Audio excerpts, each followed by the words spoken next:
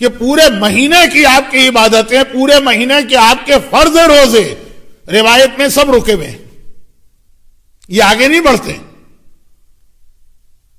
یہ ایسا ہی ہے کہ جیسے آپ نے کوئی لیٹر ویٹر پوسٹ کرنا ہے لیکن اس پہ ابھی اسٹیمپ نہیں لگایا ہے، آپ سب لکھ لیا، سارے ڈاکومنٹ سب کچھ بند کر دیا، ساری تیاریاں ہو گئی، اسٹیمپ نہیں لگے گا تو آگے نہیں جائے گا. وقت نہیں ہے کہ میں مثالوں کو ذرا بنا سوار کے پیش کروں. سارے روزے رکے ہوئے.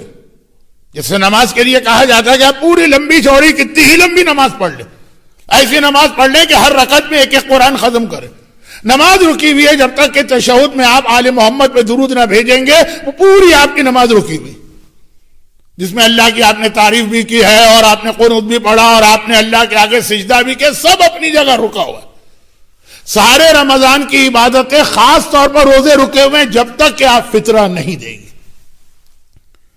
فطرہ بہت اہم عبادت ہے اسلام، رقم کے اعتبار سے بہت چھوٹی رقم بنتی ہے، لیکن پورے رمضان کی محنتیں 30 دن جو آپ نے روزے رکھے، اس سال تو 90% بلکہ 95% چانس ہے کہ روزے پورے ہوں گے، یعنی رمضان پورا ہوگا، یعنی 30 دن ہوں گے، سب رکے ہوئے جس پر فطرہ واجب ہے. ہاں جس بیچارے پہ واجب نہیں ہے اس کو تو پھر ہر جگہ کنسیشن مل جاتا ہے.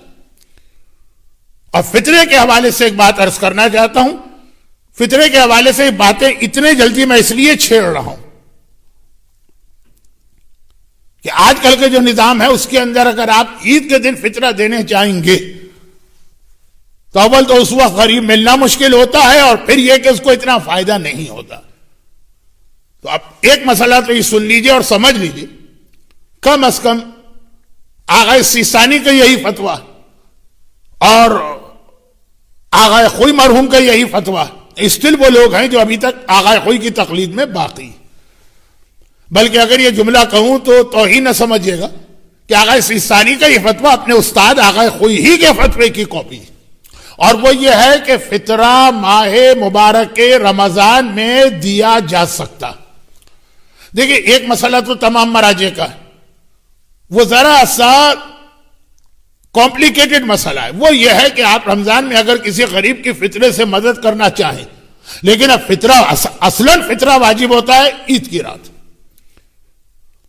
تو پھر رمضان میں آپ اسے قرضہ دے دیجیے، اور اس کے بعد جب عید کی رات آ جائے، جب آپ کو فطرہ دینا ہے تو آپ اس کے قرضے کو ادا کر دیجیے اپنے فطرے سے. قرضہ دینے والا کون؟ آپ. فطرہ دینے والا کون؟ آپ.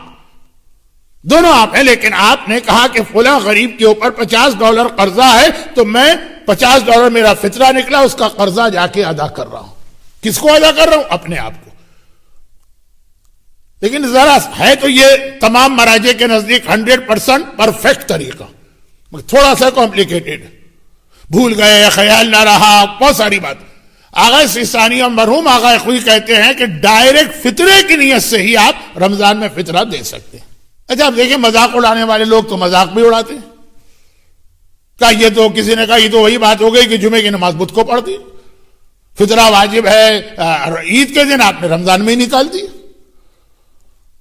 تو ایک تو وہ ہمارے یہاں طبقہ ہے نا جسے للہ بغض ہے مراجع کرام و مرجعیت سے، تو وہ تو ایک الگ بات ہے، نہ وہ میری بات سنیں گے اور نہ ہی میں ان کو اگر سناؤ بھی زبردستی تو وہ قائل ہوں گے.